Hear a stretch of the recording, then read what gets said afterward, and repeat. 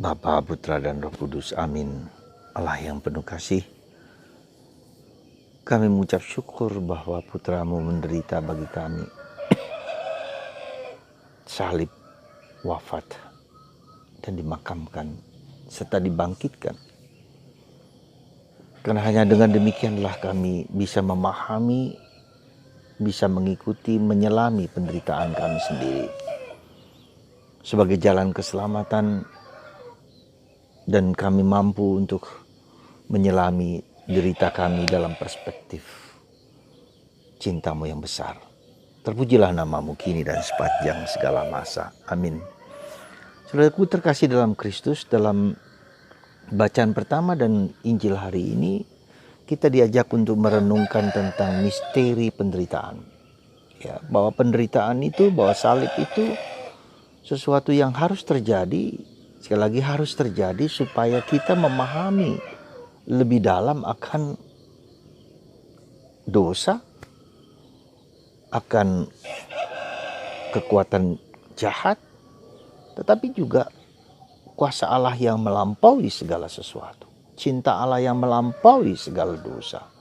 Cinta Allah yang menguasai dari penderitaan dan salib itu. Dalam bacaan pertama kita mendengar bagaimana bangsa Israel yang dalam perjalanan, dan hidup itu adalah suatu perjalanan pembebasan dari perbudakan Mesir kepada masuk ke tanah terjanji. Dalam perjalanan itu kita bisa mengerti dan memahami bahwa bangsa Israel yang diberi makan mana dari atas, ya, makanan mana dari atas untuk kehidupan mereka, karena mereka tidak mungkin untuk menanam, untuk bercocok tanam, untuk mendapatkan hasil, hampir tidak mungkin di padang gurun lagi pula. Maka Tuhan memberikan kepada mereka mana, ya, roti dari surga itu. Tapi kemudian mereka bosan, mereka jenuh, mereka merasa hambar makanan itu. Maka mereka mengeluh kepada Tuhan dan memprotes Tuhan dan memprotes juga Musa. Apa yang terjadi kemudian? Bahwa mereka banyak mati di pagut ular. Nah, setelah mereka mati di pagut ular, mereka mengeluh dan minta kepada Musa supaya Tuhan mengampuni dosa mereka. Dan terjadilah Tuhan mengampuni dosa mereka dengan memberikan syarat bahwa mereka harus membuat patung tembaga, ya, patung ular dari tembaga yang dinaikkan ke atas. Dan barang siapa yang dipagut ular dan memandang tembaga berbentuk ular itu, maka mereka disembuhkan. Maka kenapa saudaraku terkasih, dalam farmasi, dalam apotik ada gambar, ada lukisan berbentuk ular. Ular itu satu sisi adalah tanda kuasa kegelapan, tapi sisi lain menjadi tanda keselamatan, karena dia serumnya ular itu dapat menyelamatkan orang. Nah, demikian pula jadi ketika ular tadi ditinggikan, maka orang disembuhkan, dibebaskan, diselamatkan. Nah, itulah yang dikatakan Yesus juga ketika Yesus ditanya, siapakah engkau? Ya, Yesus mengatakan, apa gunanya aku bicara dengan kalian? Ya, sudah cukup banyak yang sudah kusampaikan kepada kalian, tapi kalian tidak mengerti dan tidak memahami. Tetapi nanti kalau Anak Manusia ditinggikan, kalian tahu bahwa siapakah dia. Nah, kata ditinggikan dalam Injil Yohanes itu berarti disalibkan. Jadi ketika Yesus disalibkan, menjadi tahulah siapakah Yesus itu sesungguhnya. Dan itu benar.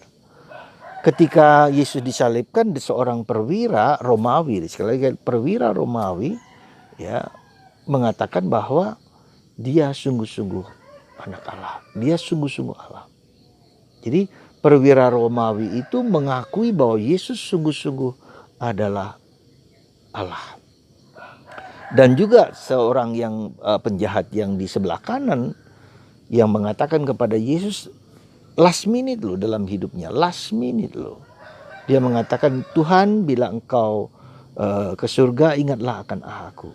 Dan Yesus mengatakan, hari ini juga, saat ini juga, engkau bersama aku di surga. Ya, last minute pada waktu salib itu. Dan kita jangan lupa bahwa kemudian pada waktu Yesus disalib itu, kemudian bait Allah terbelah menjadi dua. ya gempa, getaran dan apa namanya alam semesta gelap dan seterusnya dilukiskan dalam Injil tentang hal seperti itu, dan bait Allah terbelah dua. Jadi ada, sekali lagi saudaraku terkasih dalam Kristus, apa yang sebetulnya mau disampaikan kepada kita, bahwa salib itu seringkali harus terjadi dalam hidup kita. Harus terjadi. Supaya kita belajar, tahu, mengerti, dan memahami bahwa salib itu memang membuat kita bisa hancur, bisa bisa ludes, bisa nestapa, bisa gelisah.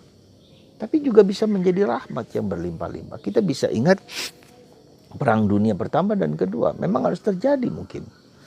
Supaya orang tahu bahwa ketika orang jauh dari Tuhan, mereka juga akan dihancur leburkan. Maka meskipun sudah diberitahu oleh Bunda Maria akan ada Perang Dunia Kedua, ya, ketika dalam penampakannya di Fatima. Ya. Nah, mungkin juga dengan perang Ukraina dan Rusia ini memang harus terjadi dulu supaya orang belajar memahami, belajar mengerti betapa mengerikannya ketika nuklir dihancur leburkan, ya, dilepaskan. Ya, mudah-mudahan tidak terjadi. Tapi siapa tahu, kita nggak ngerti, ada orang gila yang kemudian berani memejet tombol tinggal hancur dunia. Seperti halnya Perang Dunia Kedua. Ketika Amerika menemukan bom lalu menghancurkan Hiroshima dan Nagasaki, dan berapa orang hancur lebur dan berapa orang mati. Orang diingatkan mungkin dengan salib itu, dengan salib hidup kita masing-masing, kita diingatkan. Ya, kita diingatkan, kita dibuka matanya tentang dosa. Ya, tentang dosa, tentang kuasa kegelapan, tentang keangkaramukaan manusia. Jadi bisa jadi, sekali lagi, semua itu terjadi untuk membuka, seperti kata Yesus, ketika nanti saya ditinggikan, kalian tahu siapakah aku. Tapi kalian juga tahu apa dosa itu, dan kalian juga tahu kuasa kegelapan itu seperti apa. Saudaraku terkasih dalam Kristus, semoga Anda, saya, dan kita semua, ya, menyadari penderitaan dan salib Anda sendiri dan salibku, salib Anda, salib kita bersama, sebagai jalan untuk menemukan keselamatan. Sebesar apapun, maka kita juga perlu dan penting juga terbuka dan membuka diri terhadap merefleksikan terhadap segala sesuatu, sehingga Tuhan dapat memberikan kepada kita pengajaran yang berharga, ya, pengajaran yang berharga tentang keselamatan itu. Ini harus terjadi. Maka mari saudaraku, ketika Anda mengalami salib, ya, terimalah itu dengan penuh keikhlasan, penuh kedamaian, penuh ketentraman, penuh ketulusan ikhlas. Sehingga kita dapat menjalaninya dan bersyukur bahwa kita boleh menemukan dan diajar oleh Tuhan untuk menjalani kehidupan penuh kasih, penuh rahmat ini dengan penuh kasih sayang. Tuhan memberkati kita semua.